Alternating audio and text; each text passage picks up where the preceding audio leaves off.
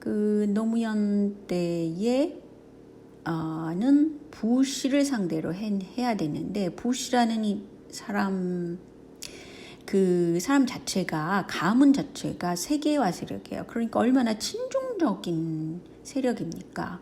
그리고 또한 대북 강경파라는 것이죠. 부시가. 그러니까 현재 똑같이 미 공화당이지만 트럼프와 부시는 거의 적입니다. 적. 왜냐하면 부시는 오히려 세계화 세력이라서 미국 민주당 오바마와 굉장히 절친 관계에 있어요. 그게 이제 현실입니다. 어쨌든 그래서 노무현 대통령께서도 굉장히 노력은 했지만 북미 대화가 중단되고 그래서 결국은 보수적인 정권이 들어서게 된다는 것이죠.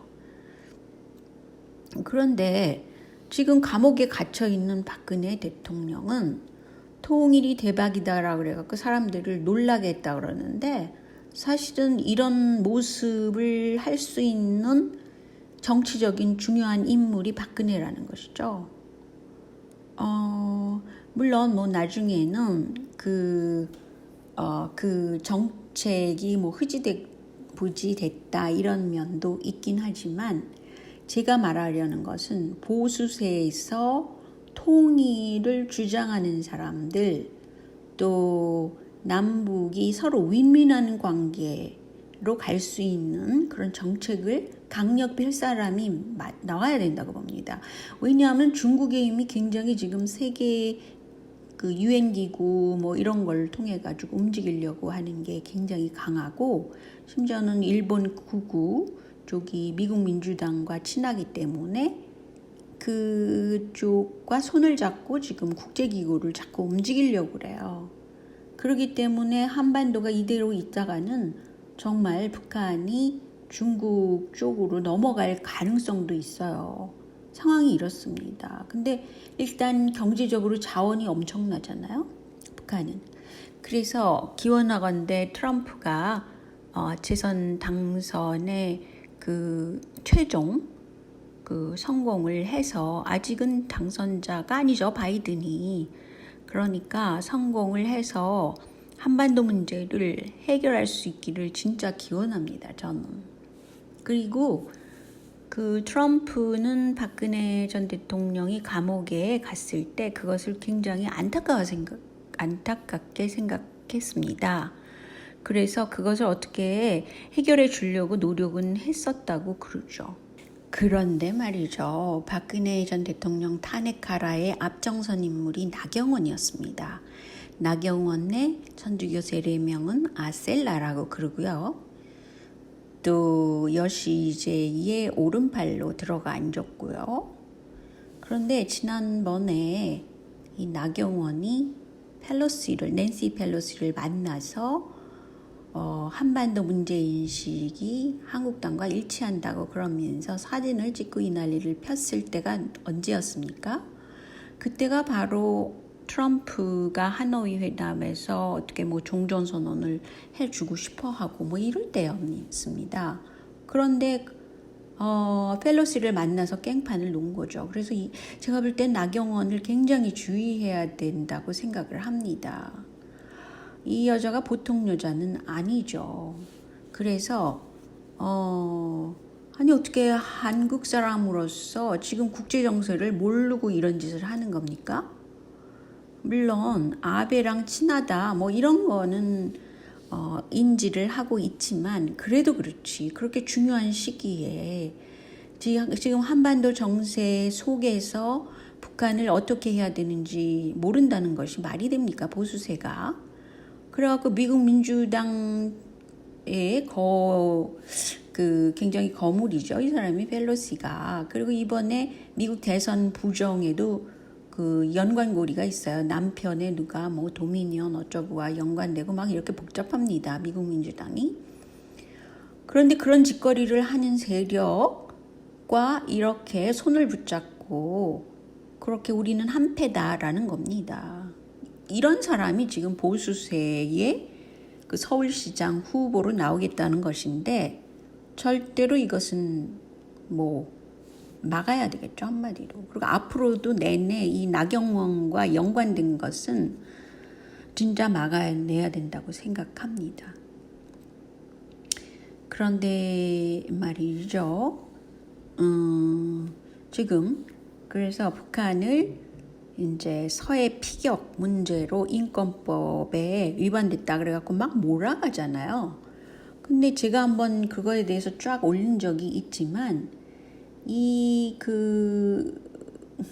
해수부 공무원 이 씨가 죽게 된 거는 간략하게 말하면 이겁니다. 9월 12일에 북한은 코로나 때문에 국경 봉쇄를 하겠다. 걸리면 사살한다. 이렇게 얘기를 했다고 그래요, 북한이. 이 말은 에브럼스 연합사령관이 이 말을 해줬어요.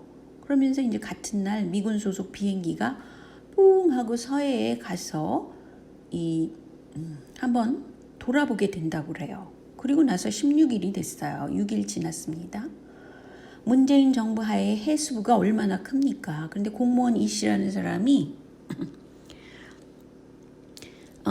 목포에서 배를 출발해가지고 연평도까지 간 겁니다. 실종신고에 CCTV 촬영 불가능했고요. 이 사람이 무슨 슈퍼맨인지 20km 넘게 헤엄쳐서 국경을 넘었다고 그래요.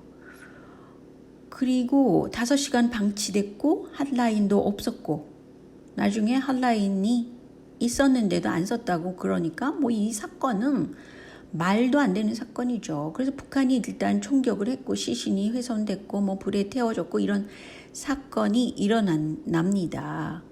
그런데 그리고 나서 이것이 왜 문재인이 유엔에 가서 종전선언을 하자라고 얘기를 했는데 이것과 무슨 연관이 있나 그렇게도 생각을 할 수 있어요. 그런데 틀어져서 이 사건이 오히려 유엔에서 북한 인권 문제 쪽으로 가게 했는 건가 아니면 그 문재인 세력은 그 친중 세력이기 때문에 북한을 옥죄에 의해서 그런 건가? 이게 이제 제가 추론하는 방법입니다. 그런데 문재인 대통령은 아카펠라 공연 관람을 했다고 그럽니다. 그리고 나서 북한 규탄을 했다고 그래요. 뭐 이런 시나리오가 어디 있습니까? 이거 진짜 만들어진 시나리오 같아요. 그래서 저는 사건들이 한국에서 일어난 것들이 상당히 만들어진 사건이 많다고 생각합니다. 그러니까 뭐 트럼프는 북미 종전선언을 하고 싶어 했지만 일본이 반대. 일본은 미국 민주당과 짝짝꿍 맞는 게 일본 구구잖아요. 그러니까 이런 구도가 나오는 거죠. 한국을 위해서는 정말 트럼프가 진짜 필요한 인물이었던 것입니다. 그리고 또 한 가지 말이죠. 세종시 문제가 요새 조금 시끄러운데요. 세종시에 뭐 부동산이 막 팍팍 오르고 그러는데 이게 뭡니까? 뱀 모습이잖아요. 그런데 한국도 중국도 이상하게 뱀 문양이 상당히 많이 눈에 띕니다. 그래서 저는 정말 싫어하는 게 그런 거거든요. 동물 중에서도. 끔찍하죠. 그런데 지금 미국 민주당의 탑 브레인이었던 브레지든스키가 이 사람도 제수이시였죠. 아니면 캐톨릭에 완전히 몰입했던 사람인데 돌아가셨어요 지금은. 근데 미국 민주당을 위해서 일한 사람이죠. 국가안보 보좌관이니까. 그런데 이 사람 지난번에 제가 쭉 설명한 동영상이 있죠. 브레진스키. 미국 이익을 위해서는 악마화된 북한이 필요하다. 그래서 북한은 뭐 적이다 이런 게 아니라 북한을 악마화시켰다는 것입니다. 세상에. 오로지 미국의 이익을 위해서. 참, 그 뇌 속이 어떻게 된 사람 아닌가요?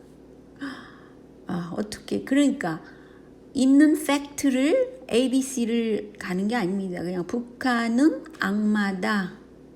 이걸 지금 언론에다가 계속 퍼뜨린 게 미국 민주당이고 일본 구구고 그런 쪽 사람들이라는 것이죠.